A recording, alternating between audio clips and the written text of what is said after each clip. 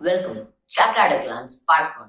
First of all, let's just see something interesting. It's going to be reproduction in plants, chapter at a glance. So let's begin. Reproduction is the process where all organisms make their new ones or their young ones through this process. So reproduction is of two types, asexual reproduction and sexual reproduction.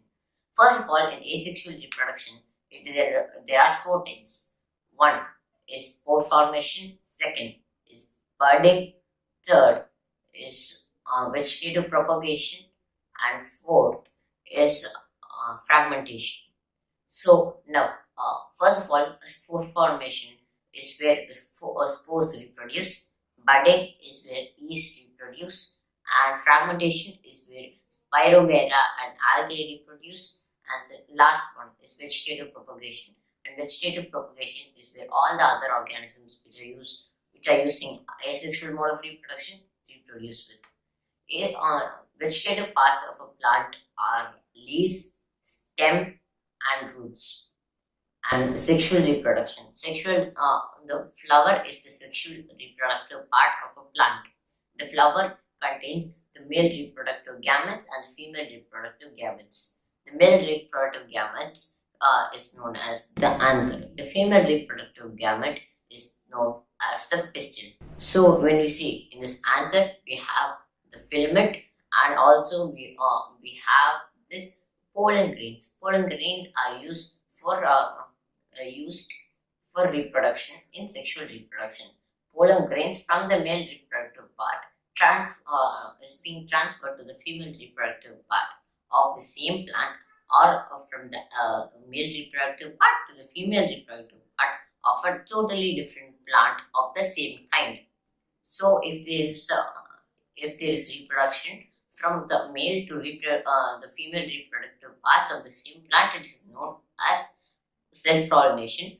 But when there is pollination from the male reproductive part of one plant to the female reproductive part of another plant of the same kind, is known as cross-pollination. We know that the mature ovary becomes the fruit and the mature ovule becomes the seed. The process of combining the male gamete and the female gamete is known as fertilization. Fertilization is the process when the pollen grains of the male reproductive part enters through the female reproductive parts, bursts open, and due to the forces